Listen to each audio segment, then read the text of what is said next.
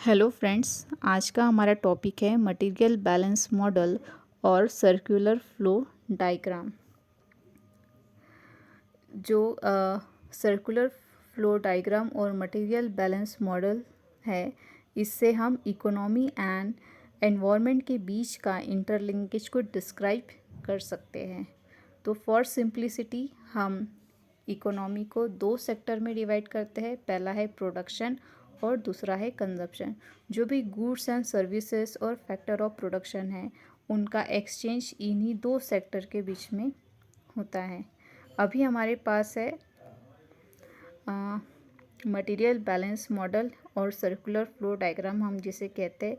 इसमें हमें इकोनॉमी के जो दो सेक्टर है, दो सेक्टर में डिवाइड किया, वो दो सेक्टर कंजप्शन एंड प्रोडक्शन हैं और इनके बीच का गुड्स एंड सर्विसेज और फैक्टर ऑफ प्रोडक्शन का एक्सचेंज। और इसके अलावा नीचे हमें देखने को मिलते हैं E1, E2 एंड E3। ये E1, E2 एंड E3 जो है, ये सर्विसेज है जो एनवायरनमेंट से हमें मिलती है। सबसे पहला है supplier of energy and material, दूसरा है वेस्ट सिंक और तीसरा है एस्थेटिक एमिनिटी। तो इनके बीच का कनेक्शन कैसा है, ये इंटरलिंक्ड क्यों होते हैं और उनके बीच का सर्कुलर फ्लो कैसे होता है, इसका आंसर हमें वीडियो के एंड तक मिल जाएगा। अगर हम प्रोडक्शन सेक्टर की अगर बात करें, तो प्रोडक्शन प्रोसेस में हमें ज़रूरत होते हैं रिसोर्सेज की, और वो रिसोर्स होते हैं एनर्जी रिसोर्स और मटेरियल रिसोर्स। एनर्जी रिसोर्सेज में जो भी रॉ मटेरियल हमें एनवायरनमेंट से मिलता है, क्रूड ऑयल, कोल, ये एनर्जी रिसोर्सेस हो गए। क्रूड ऑयल और कोल से हम एनर्जी में कन्वर्ट कर सकते हैं। और मटेरियल रिसोर्सेस जो भी रॉ मटेरियल हमें एनवायरनमेंट में मिलता है, फॉर एग्जांपल आयरन ओर। इनका हम यूज़ करते हैं प्रोडक्शन प्रोसेस में, जिससे हम न्यू गुड्स और सर्विसेज प्रोड्यूस करते हैं, जिसे डायरेक्टली कंज्यूम किया जा सकता है या आगे उसे और प्रोडक्शन प्रोसेस में यूज़ किया जा सकता है। लेकिन इन प्रोडक्शन प्रोसेस में और कंजप्शन प्रोसेस में, दोनों ही प्रोसेस में जो है वेस्ट प्रोड्यूस होता है। वेस्ट में सॉलिड वेस्ट प्रोड्यूस होगा, लिक्विड वेस्ट प्रोड्यूस होगा और कुछ गैसेस भी प्रोड्यूस होंगी। तो जो गैसेस प्रोड्यूस होंगी वो एयर में चली जाएगी। जो जो पोल्यूटेड लिक्विड निकलेगा, जो लिक्विड वेस्ट निकलेगा, वो वाटर में चला जाता है, और जो भी सॉलिड वेस्ट निकलेगा वो लैंडफिल में जमा हो जाता है। सबसे पहले जो हमने प्रोडक्शन प्रोसेस में देखा कि हमें ज़रूरत होती है रिसोर्सेज की, कोई भी गुड्स एंड सर्विसेज को प्रोड्यूस करने के लिए। तो एनवायरनमेंट का जो सबसे पहला रोल होता है वो यही है कि सप्लायर का काम करना। वो सप्लायर होती है जिससे हमें जो भी मटेरियल और एनर्जी हमें रिक्वायर होती है प्रोडक्शन प्रोसेसेस में, वो हमें एनवायरनमेंट से मिलता है। दूसरा रोल होता है सिंक और रिसेप्टर फॉर वेस्ट। जो भी प्रोडक्शन प्रोसेस में और कंजप्शन प्रोसेस में जो भी वेस्ट प्रोड्यूस होता है, उनको भी एब्जॉर्ब करने का काम जो है एनवायरनमेंट कुछ हद तक करता है। जो भी गैसेस होती है, CO2 और SO2 जो गैस निकलती है, वो एटमॉस्फेयर में जमा हो जाती है। जो इंडस्ट्रियल एंड म्यूनसिपल सीवेज जो होता है, वो रिवर में चला जाता है, सीज में चला जाता है। और जो भी सॉलिड वेस्ट जो निकलता है, वो हमारे लैंडफिल्स में जमा हो जाता है। और जो भी क्लोरोफ्लोरोकार्बन निकलता है प्रोडक्शन प्रोसेस या कंजप्शन प्रोसेस में से, वो स्ट्रेटोस्फीयर में चला जाता है। लेकिन सिर्फ इकोनॉमी सिस्टम से ही वेस्ट क्रिएट होता है, ऐसा नहीं है। नेचर भी खुद कुछ वेस्ट जनरेट करती है। जैसे कि हमें पता है कि ट्रीज़ जो है वो अपने लीव्स को शेड करती है, लेकिन इसमें क्या होता है कि जो नेचर जो वेस्ट जनरेट करता है, वो उसको क्या करती है, रिसाइकल कर देती है। और जो ड्राई लीव्स होती है, उसको वो डिकम्पोज करके सॉइल में कन्वर्ट कर देती है, और फिर उसको वो कन्वर्ट कर देती है organic fertiliser for plants and trees के लिए। लेकिन जो इकोनॉमिक सिस्टम से जो वेस्ट निकलता है उसके लिए, उसको एब्जॉर्ब करने के लिए एनवायरनमेंट के पास कोई भी इनबिल्ट सिस्टम नहीं होता है कि जिसको वो पूरी तरह से उसको एब्जॉर्ब कर सके, जिस वजह से जो भी वेस्ट निकलता है वो एनवायरनमेंट में रिलीज़ होते रहता है। ठीक है, लेकिन वेस्ट के मामले में भी ऐसा है कि एनवायरनमेंट की खुद की कोई कैपेसिटी होती है जिस कैपेसिटी तक वो उस वेस्ट को एब्जॉर्ब कर सकती है, और उस कैपेसिटी को हम कहते हैं एनवायरनमेंट एसिमिलेटिव कैपेसिटी। और अगर हमने इस कैपेसिटी को अगर हमने एक्सीड कर लिया, ये कैपेसिटी को अगर हमने पार कर लिए, तो जो भी वेस्ट प्रोड्यूस होगा वो पोल्यूशन का फॉर्म ले लेगा। अगर हमने कुछ गैसेस अगर एयर में इस तरह से रिलीज़ हो गई, जो भी गैसेस वेस्ट जो भी प्रोड्यूस हो रहा है गैसेस फॉर्म में, वो अगर गैस एनवायरनमेंट के एक एसिमिलेटिव कैपेसिटी से अगर ज़्यादा हो जाएगी तो एयर पोल्यूशन हो जाएगा। वाटर में अगर कुछ भी इम्प्यूरिटीज़ हम डाल रहे हैं, कुछ भी वेस्ट डाल रहे हैं लिक्विड फॉर्म में, वो भी एसिमिलेटिव कैपेसिटी से अगर क्रॉस हो जाएगा तो फिर हमारी जो रिवर्स है, ओशंस है, वो पोल्यूट होने लग जाएंगे। उसी तरह से लैंड की भी जो कैपेसिटी है वेस्ट को एब्जॉर्ब करने की, उस कैपेसिटी को अगर हमने क्रॉस कर दिए तो हमारे लैंड भी जो है वो पोल्यूट होने लग जाएगी। सो ये जो था, ये सेकेंड रोल है कि एब्जॉर्ब करना। लेकिन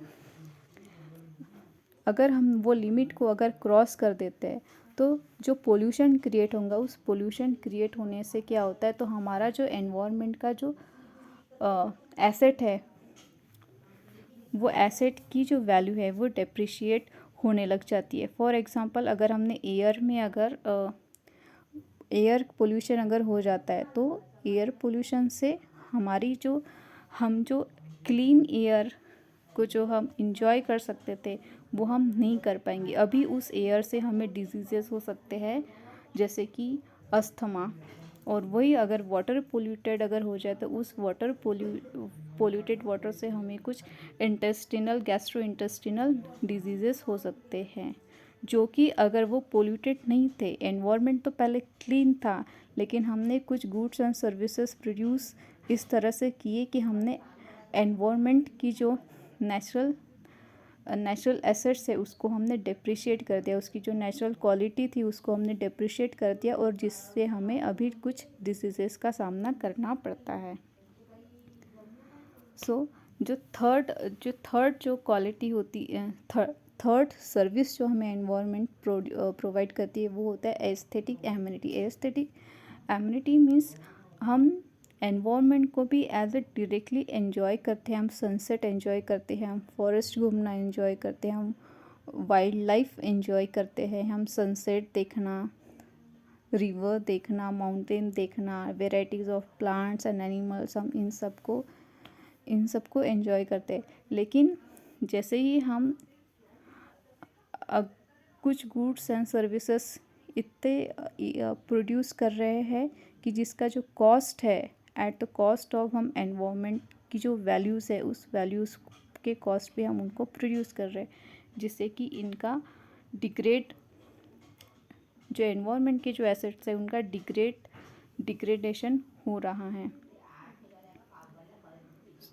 ये अभी तक के हमने इस तरह से देखा कि एनवायरनमेंट हमको 3 सर्विसेज प्रोवाइड करता है, और जो इकोनॉमी है उसको 2 सेक्टर में हमने डिवाइड किया है। अगर हम इसे यूटिलिटी एनवायरमेंटल रिसोर्स और गुड्स एंड सर्विसेज के पर्सपेक्टिव से अगर हम देखते हैं तो हम एज ए इंडिविजुअल हम यूटिलिटी डिराइव करते हैं bye consuming goods and services from the state of natural environment। जो भी goods and services है और हमारा जो भी नेचुरल एनवायरनमेंट का जो स्टेट है उससे हम यूटिलिटी डिराइव करते हैं। तो इसी को हम एक्सप्रेशन के फॉर्म में इस तरह से लिख सकते हैं, utility derive by an individual is a function of vector of goods and services and quality and this is Q1, Q2 and QM, यह है asset consume in the production of goods and services. So UA is the utility derived by an individual, और ये function होता है जो भी goods and services produce हुए हैं और उसमें ये जो एनवायरनमेंट के जो एसेट्स है वो यूज़ किए हुए हैं। उसमें हमारा आ सकता है local air quality, water quality, और तीसरा होता है हमारा स्टॉक ऑफ एनिमल पॉपुलेशन। अगर हम यहाँ पे देख सकते हैं कि हमको यूटिलिटी कैसे मिल रही है गुड्स एंड सर्विसेज, और साथ में जो है ये इनडायरेक्टली जो भी गुड्स और सर्विसेज इकोनॉमी में प्रोड्यूस कर रहे हैं, इनडायरेक्टली हम डायरेक्टली तो इन गुड्स एंड सर्विसेज से हमें यूटिलिटी मिल रही है, लेकिन इस यूटिलिटी में हमारा जो एनवायरनमेंट की जो एसेट्स है, एनवायरनमेंट की जो क्वालिटी है, उनका भी इसमें इनपुट होता है। सो अगर हमने कुछ भी कोई भी गुड्स एंड सर्विसेज को अगर एक्सीड कर दिया तो इसमें हमारा जो हमारी एनवायरनमेंट की जो क्वालिटी है, ये और जो वेक्टर्स है, ये क्या इसकी वैल्यू जो है वो डेप्रिशिएट होने लगती है। तो ये था मैथमेटिकल एक्सप्रेशंस। यही सब है कि अगर हमने रिवर को अगर हमने पोल्यूट कर दिया तो जो रिवर को देख के, वाटरफॉल को देख के जो हम नेचर को एंजॉय कर सकते थे, अगर वाटर अगर पोल्यूटेड हो गया, वहाँ का अगर फ्लोरा और फोना अगर डिस्टर्ब हो गया, तो हमें वो पोल्यूटेड वाटर और वहाँ का जो डिस्टर्ब फ्लोरा और फोना को देख के हमें उससे कोई अच्छी फीलिंग नहीं आएगी। सो इस तरह से ये था प्रोडक्शन प्रोसेस में जो भी गुड्स एंड सर्विसेज प्रोड्यूस होते हैं वो या तो डायरेक्टली कंज्यूम किए जाते हैं या वो फिर से प्रोडक्शन प्रोसेस में लगाए जाते हैं। और प्रोडक्शन प्रोसेस में हमें ज़रूरत होती है इनपुट्स की, जो होते हैं एनर्जी और मटेरियल जो हमें मिलता है एनवायरनमेंट से, ठीक है।